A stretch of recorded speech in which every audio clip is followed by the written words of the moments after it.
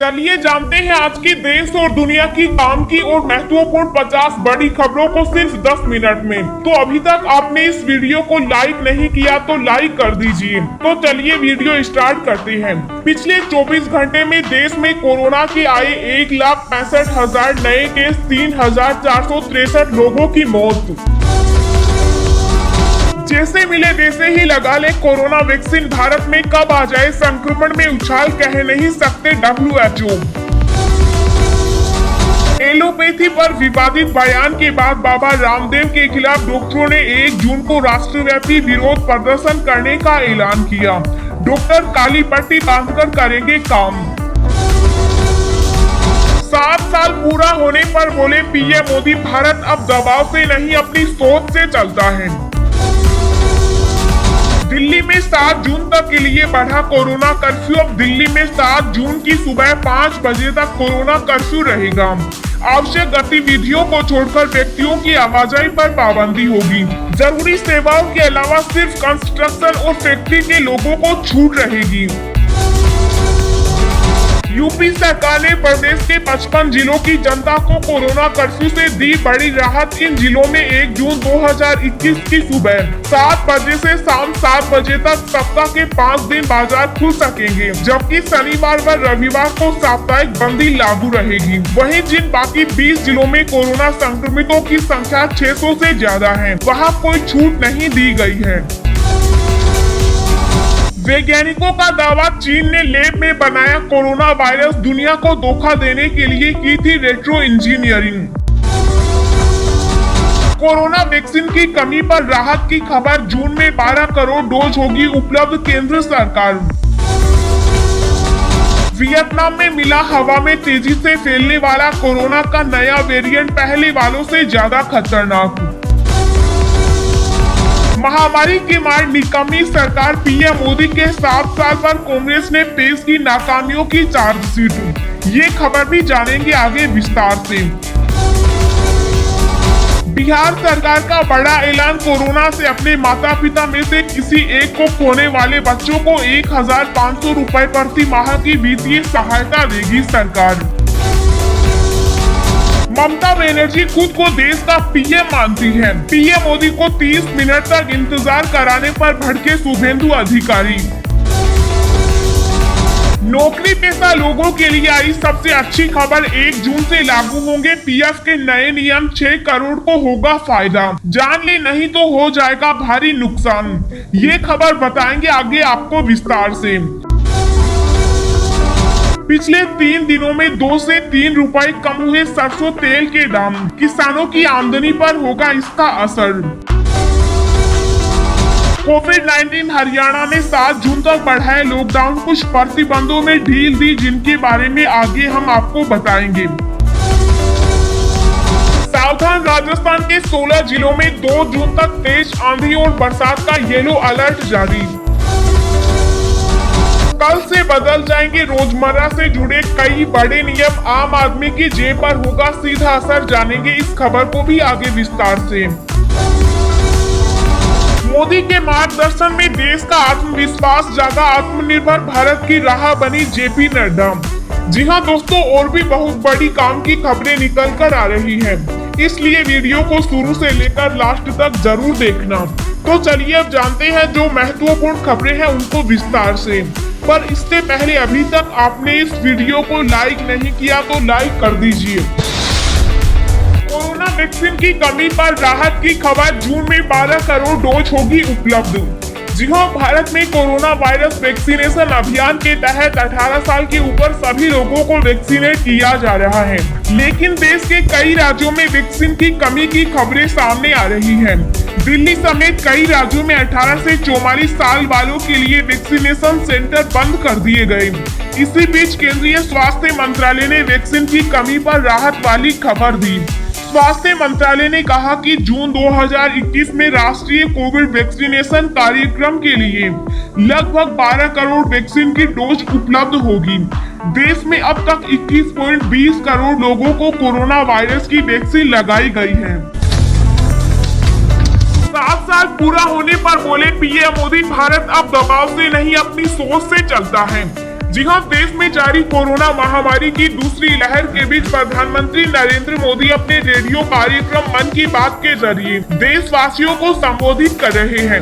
इस कार्यक्रम के 77वें संस्करण में पीएम मोदी ने कोरोना महामारी, चक्रवात ताउते और यास का भी जिक्र किया। पीएम ने कहा कि देश की जनता इनसे पूरी ताकत के साथ लड़ रही है। उन्होंने इन आपदाओं में मारे गए लोगों के परिवारजनों के प्रति संवेदना प्रकट की। पीएम मोदी ने कहा कि अब भारत दूसरे देशों की सोच और उनके दबाव में नहीं, अपने संकल्प से चलता है।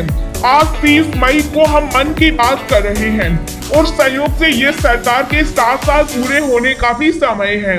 इन वर्षों में देश सबका साथ, सबका विकास, सबका विश्वास के मंत्र पर चला है। इन 7 सालों में कुछ भी उपलब्धि रही वो देश की ही रही, देशवासियों की रही। बिहार में कोरोना से परिजनों को खोने वाले बच्चों के लिए नीतीश सरकार का बड़ा ऐलान। जी हाँ, बिहार सरकार ने रविवार को बाल सहायता योजना के तहत कोविड-19 के कारण अपने माता पिता में से किसी एक को खोने वाले बच्चों को 1500 रुपए प्रति माह की वित्तीय सहायता की घोषणा की।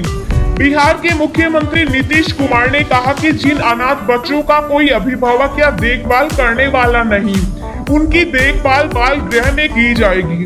उन्होंने कहा कि कस्तूरबा गांधी बालिका आवासीय विद्यालय में अनाथ लड़कियों का नामांकन प्राथमिकता के आधार पर किया जाएगा।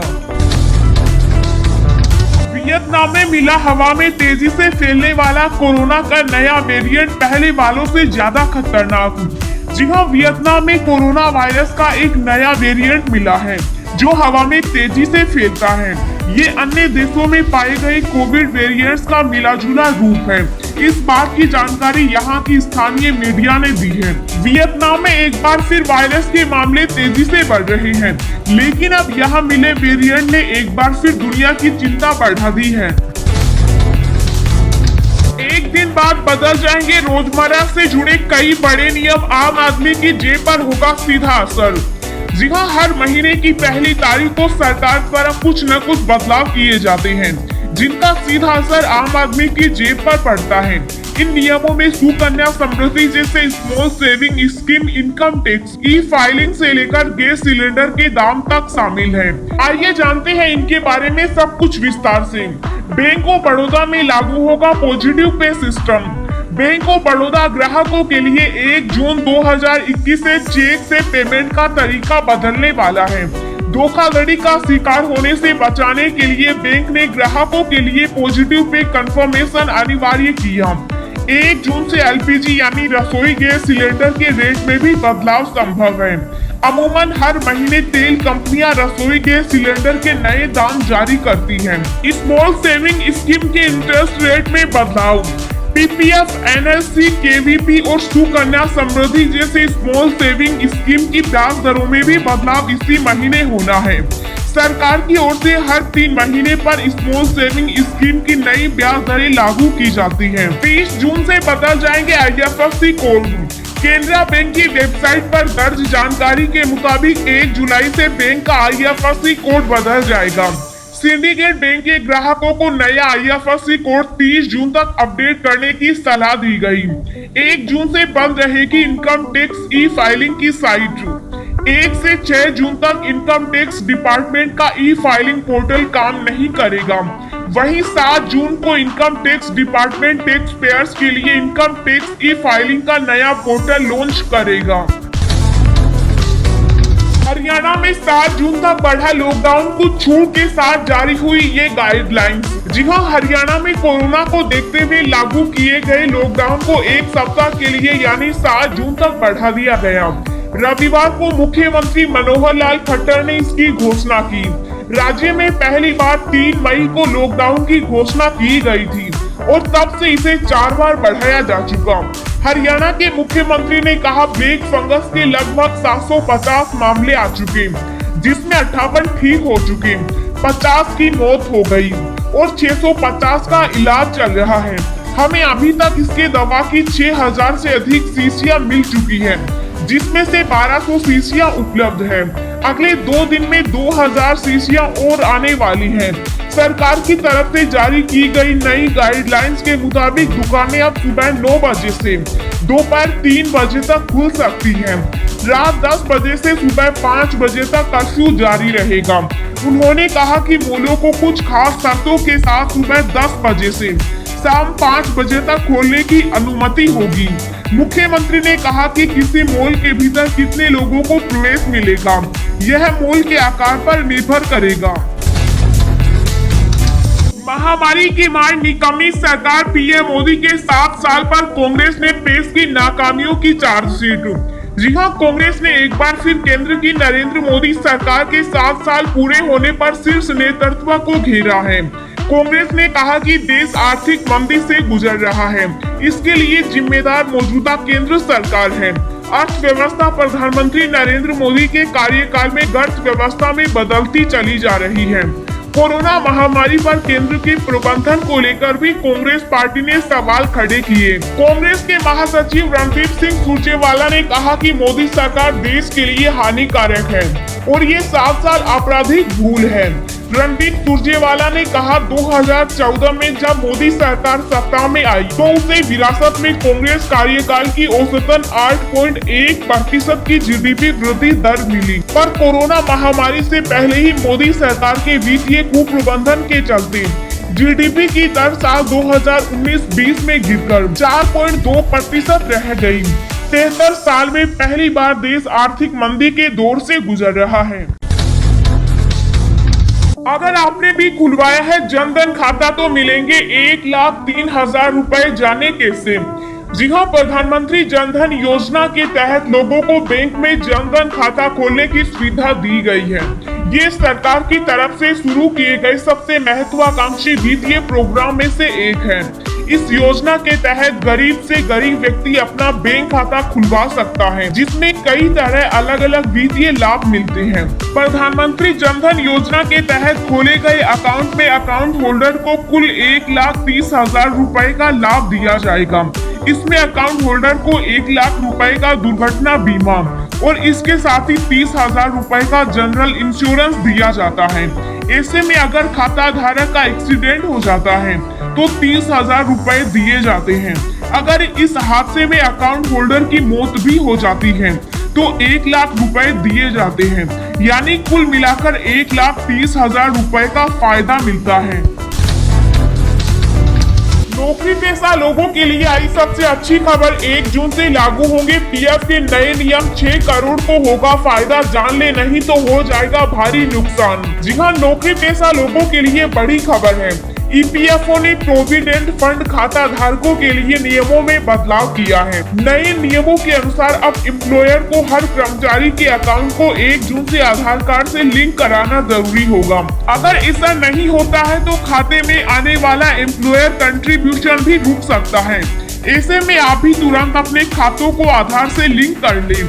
पीएफ अकाउंट का आधार से लिंक करना अनिवार्य होने के साथ ही यूएएन को लेकर भी फैसला किया है। इस नियम के तहत सभी अकाउंट होल्डर्स का यूएएन भी आधार वेरीफाइड होना आवश्यक है।